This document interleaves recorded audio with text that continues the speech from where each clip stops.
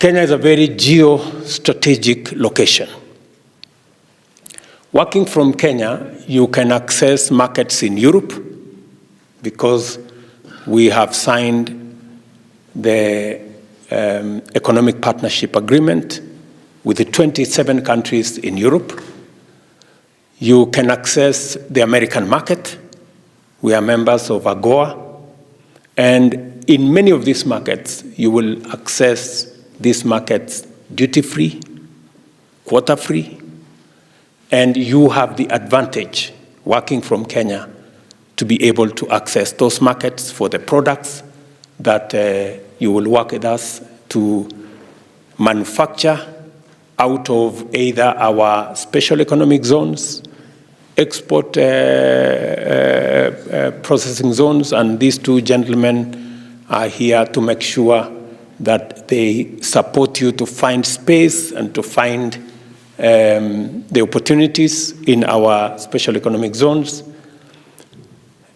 You will also have the opportunity from Kenya to access a bigger market than the 55 million people in Kenya in our continent. You will have the opportunity to access the 1.4 billion people in our continent using the Africa Continental Free Trade Area.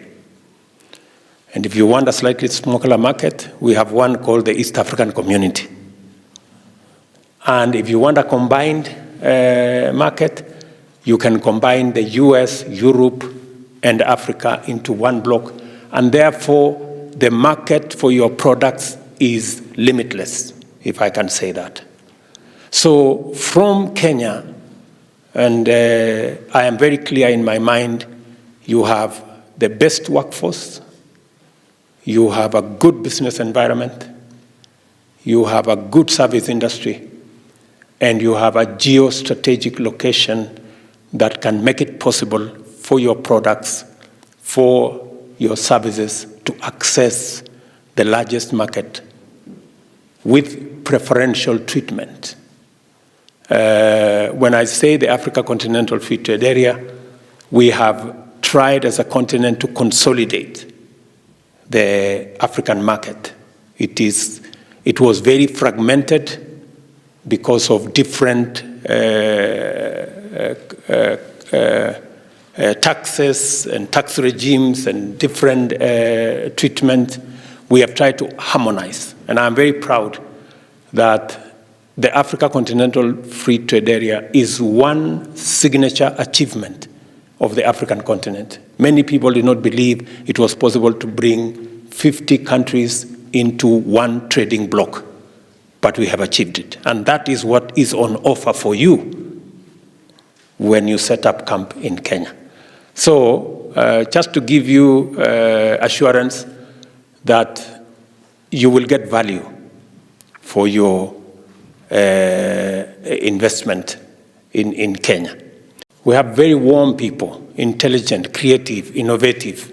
We have 200,000 Kenyans working in Saudi Arabia.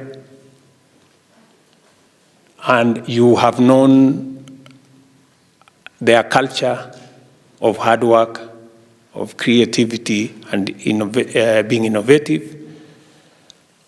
And it is because we spend, as a country, every year, $5 billion to educate our people, every year. This year, we will spend slightly more on making sure that all our kids are in school, our colleges are working, our universities are properly aligned. And I want to promise you that we will continue to prepare the best possible human capital to work for the people of Kenya and to work for humanity, including in Saudi Arabia. We have a very democratic system. We have a system that is based on the rule of law. When you come to Kenya, you will not, in your mind, entertain the notion that anybody can do anything and get away with it. That will not happen. We have a sound footing of the rule of law to make sure that we protect every everybody in Kenya and every investor and every business person that works in Kenya. We have a very robust service industry. We have as much technical support as you may need, whether it is banks, whether it is workers, people who have different expertise. If you're looking for engineers, if you're looking for bankers, if you're looking for whoever you're looking for, you will find them in Kenya. So there will be support for your business from the service industry in the Republic of Kenya. We have deliberately built a business environment, an investment environment that supports investors. We continuously refine our policy framework. In this year's budget, for example, we have close to 10 items on our legislative process to make it better, easier, much more facilitative for investors like yourself, for business people like many in this room, to find an opportunity to work either in Kenya or in other countries from Kenya. And again, I want to inform you that that will continue to be the case. We will continue to engage with the private sector. We will continue to engage with our investors so that we can align our laws and align our policies to make sure that they support our investors to invest in our country and they support our business people for them to set up camp in our country. There is scope in ICT. We are currently moving all government services from an analog manual platform to a digital platform. Already in the last 6-7 months, we have digitized 5,084, I think, government services. We intend to complete that process of digitization by the close of this year so that we run an e-government. We will need potential, we will need expertise, we will need capacity from different players. We are working in that space, and as you very well know, Kenya is a very tech-savvy country. Many people, one way or another, can operate all manner of gadgets, including my mother, who never went to school. She knows how to run her account on M-Pesa somehow. So we all are moving in that direction. And you are aware we have opportunities in Konsa Techno City, which we are calling our Silicon Savannah. We will appreciate you to think about investment in that space. We produce about 5 billion liters of milk in Kenya. It is our position, and we have made the necessary policy interventions, including reducing taxes on supply of animal feed and items that are used for animal feed. We want to increase our milk production to $10 billion liters every year. And there is a big market for export of that milk in Africa to begin with.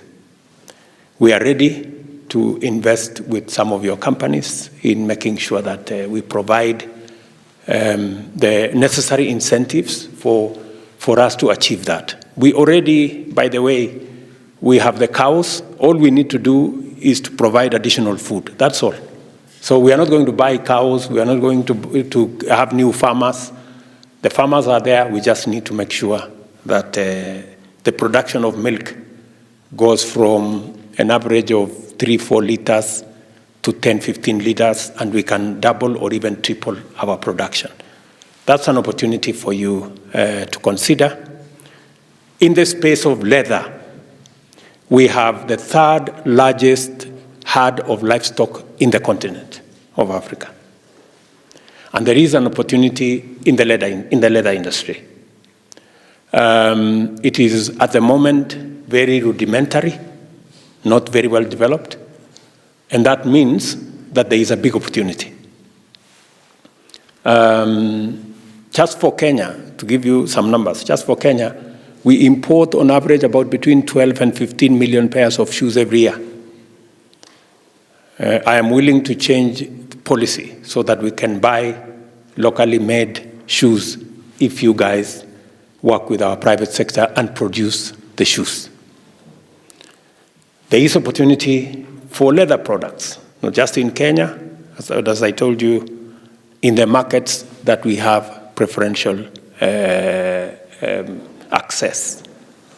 So again, you have an opportunity to invest with us. And by the way, we slaughter 3 million livestock every year. And therefore, we have 3 million hides and skins every year for you, ready. Most of you have a shortage of 2 million houses already, a backlog of 2 million houses in Kenya. And we have an opportunity to house close to 6 million Kenyans as we go forward. So we have made a policy decision as government that we want to deliver between 200 and 250,000 houses every year. There is opportunity in the construction industry for Saudi firms, either as contractors, suppliers of construction products and materials, suppliers of financing, to speak to the good man here who has deep pockets. So we have opportunities in the housing space because we have made a decision that we want to get rid of people living in informal settlements and give decency and dignity to our people. And we have turned what was our problem, we want to create opportunity out of it. And we want to work with partners like yourselves.